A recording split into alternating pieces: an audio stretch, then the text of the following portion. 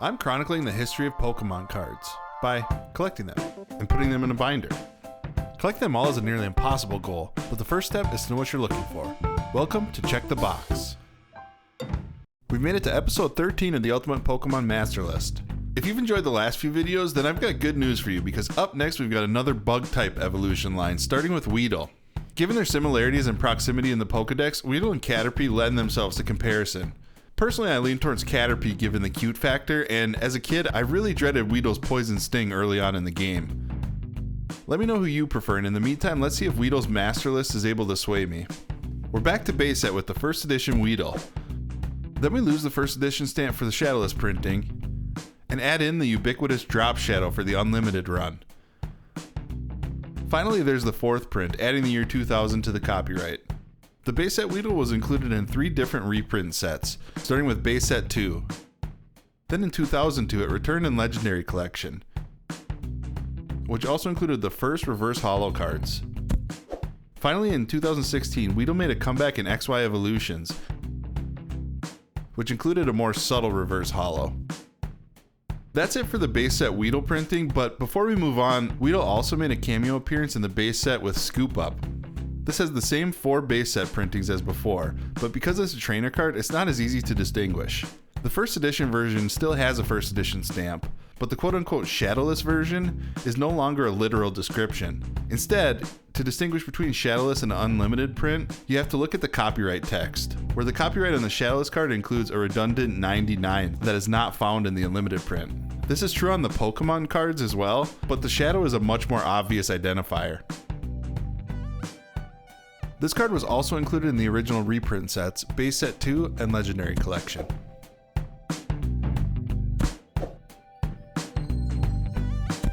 Alright, now we can finally move on from base set. Oh, wait, never mind. We can't because Weedle had yet another cameo appearance on Gust of Wind. This, of course, gets all 4 base set printings as well, and returned in base set 2.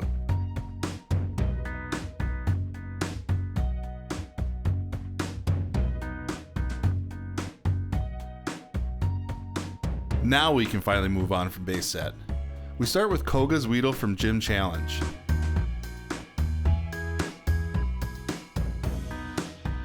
Then Neo Discovery gives us Weedle's last first edition card. And we've already filled up the first page, which is 50% cameo trainer cards. I suspect that's a record that will never be broken, but we're only 13 episodes in, so who knows. Skyridge featured 2 Weedle cards, each with a reverse holo version, which is now standard going forward.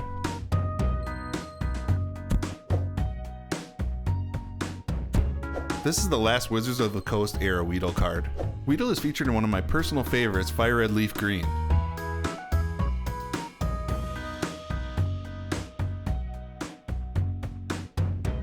Not long after, Weedle appeared in Delta Species.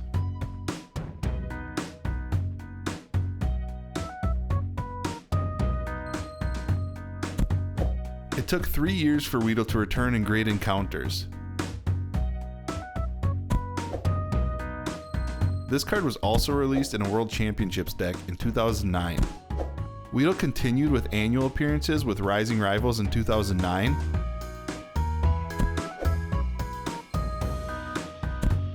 And then Unleashed in 2010.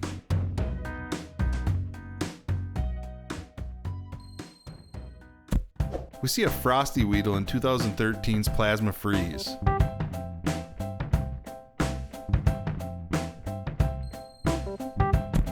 Then Weedle kicks off the XY era in the Kalos starter set.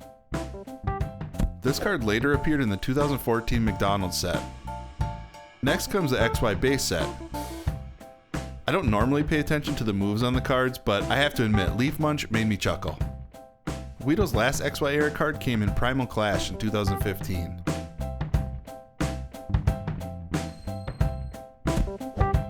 We're on to page 3 and starting out the Sun and Moon era with Crimson Invasion. Then we move to Team Up in 2019, where we see a missed opportunity to bring back the Leaf Munch move. There were actually 2 Weedle cards in this set, capping off the Sun and Moon appearances.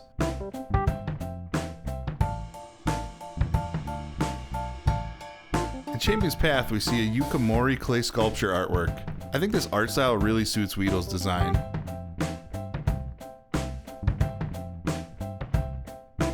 Weedle has 2 more appearances in the Sword and Shield era with Vivid Voltage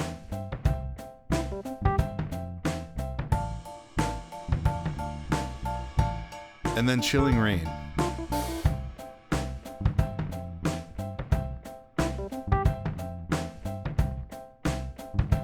Lastly, we have the Scarlet and Violet 151 set, which is the last set to feature Weedle as of making this video. We had a lot of slots filled with cameos, but there were some that I left out. Weedle appeared on Mr. Fuji from the Jungle set, along with a few other Pokemon, but I felt like Weedle's first page had enough cameos as is. Pikachu is probably the center point on this one, but Pikachu also has a good number of cameo cards, so I may include this one in either Poliwag, Cubone, or Lickitung sets. If you have an opinion, feel free to let me know in the comments. Weedle also appears in the background of the Pokemon Fan Club card from Pop Series 2. This also has a few options for Pokemon on it. I think I'll put this in the Mew set, but maybe that cameo shouldn't count because they're just in a thought bubble. I do like Koffing's appearance in the background, so maybe I'll get wild and put it there. This Wigglytuff card from Crimson Invasion also features Weedle in the background, where it looks like he's not sure what he did to offend Wigglytuff so badly. As we saw a few videos ago, it looks like Wigglytuff is much more friendly with Caterpie. Then we have the Gloom from Obsidian Flames, where we see 2 Weedles in the foreground. That's it for the obvious cameo cards, but I'll also mention the Pokemon Communication alternate art promo, where you can see Weedle's silhouette. Weedle's set list beats out all 3 Pokemon from the Caterpie evolution line. This is in large part due to the base set cameos and reprints. Looking at the value though, Weedle is still a bit behind Butterfree. My set completion percentage for Weedle ranks 2nd in this group, but it's a pretty close race. That's all I have for Weedle, but the video's not quite over yet because we're bringing back the member collection highlights. This week, Mike wanted to share their Bulbasaur Master set, which is very nearly complete. According to him, this series inspired him to finish the collection, so to him and anyone else inspired by these videos, I'm honored and I apologize to your wallet. He was also inspired to start a Draw 'em All project, where he's making his own sketch cards of each Pokemon. You can see the Bulbasaur line here, but he's already done through Primeape. Primeape is number 57 in the Pokedex, so I've got a lot of catching up to do. That's all for today. Thanks again, Mike, for sharing your collection. If anyone else is interested in sharing, this is a membership perk, so check out the membership tiers linked in the description. For everyone else, be sure to like and subscribe so you don't miss future videos, and keep coming back if you need more boxes to check.